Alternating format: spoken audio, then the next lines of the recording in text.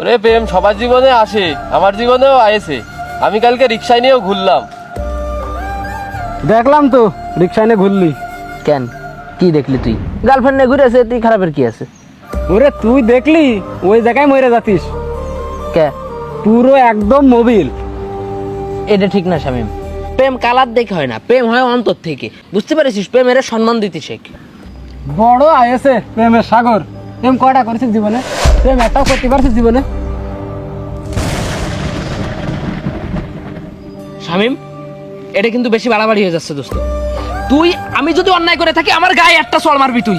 তুই আমার গেঞ্জি কেন ধরে টান দিচ্ছিস? এইটা কিন্তু একদম বাড়াবাড়ি হয়ে যাচ্ছে। আমি কিন্তু খেপে যাবো না কিন্তু একদম আমার গেঞ্জিতে হাত দিলে একদম। তুই এ করতেছিস কেন? করতেছিস কেন? তোর গেঞ্জিতে তো হাত দিছি, অন্য জায়গায় তো আর হাত দিইনি। তুই অন্য জায়গায় হাত দে, তাতে আমার কোনো সমস্যা নেই। তুই গেঞ্জিতে হাত দিলি কেন? তুই গেঞ্জি টান দিলি কেন? কট করে উঠেছে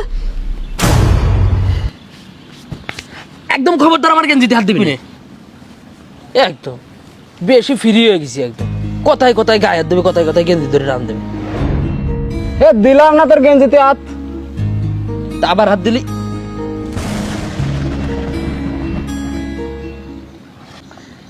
কি করলি এটা? তুই কি করলি এটা? শামিম দোস্ত রে, তোর আমি বারবার করে নিষেধ করেছি তুই আমার গেঞ্জিতে হাত দিস না। কি করলি তুই আমার এটা? তোকে একটা কাজ বানা করলি, সেই কাজটা বেশি বেশি করিস। আমার নতুন গেঞ্জিটা তুই করলি কি? কি করলি তুই? তোকে সাথে আসলে মিশা যায় না, তোরা বন্ধু নামের কলঙ্ক। আজকের পর থেকে তোকে সাথে আমি আর নেই, কোনো আড্ডা দেবো না, কোনো সময় তোকে আমি চোখের সামনে আর আসবো না। আজকে আমাদের বন্ধুত্ব এখানেই শেষ। আসবি না আমার সাথে আর।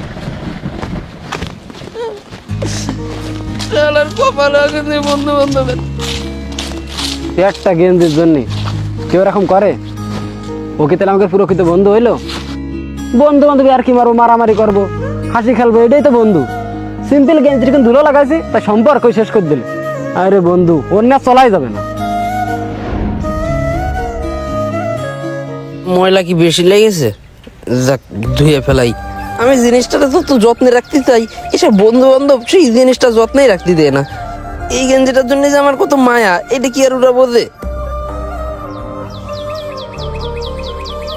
বুঝতে পারিছি, এই গামছা দিয়ে সুন্দর করে ঢেকে ঢুকে নিয়ে যাবো গেঞ্জিটারে। মুইসে আগে শুকোয়নি, যেন কোনো ময়লা বা কেউ ফাজলামি করলে গামছার সাথে ফাজলামি করবে, গেঞ্জির সাথে আর পারবে না।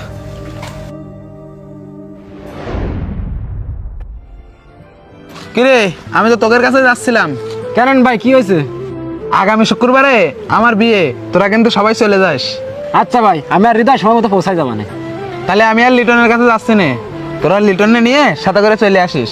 না ভাই, লিটন গেলে আমরা বিয়েতে যাবার না। কেন তোরা বিয়েতে যাবি না কেন?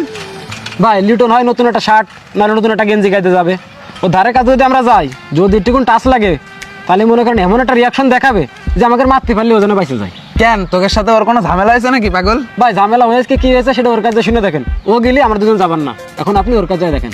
চল।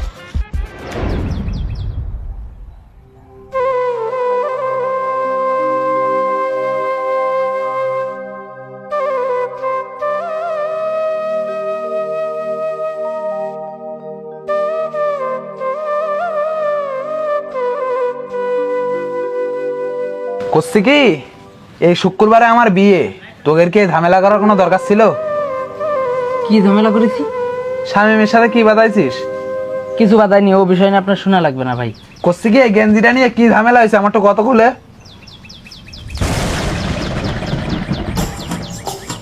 ভাই আপনি কথা বলতে আছেন, আপনি ভালোভাবে কথা বলেন।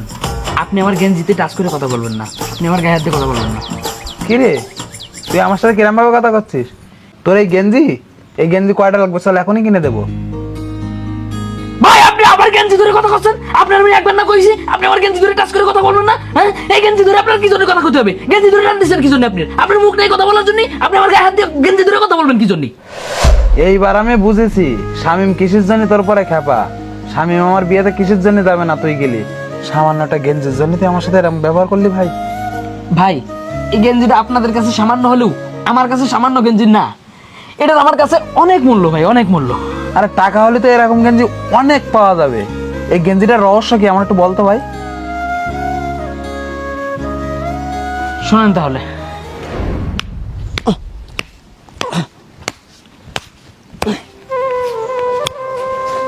ভাই হ্যাঁ বল কি হয়েছে? আমার একটা গেঞ্জি কেনা লাগবে। তোর গায়ে তো একটা নতুন গেঞ্জি রয়েছে, এখন আবার গেঞ্জি কিনে কি করবি? এই গেঞ্জিটা নতুন রাখার জন্য আর একটা গেঞ্জি কিনবো, যেন এই গেঞ্জিটা একটু কম নষ্ট হয়, যেন অনেক দিন রাখতে পারি গেঞ্জিটা।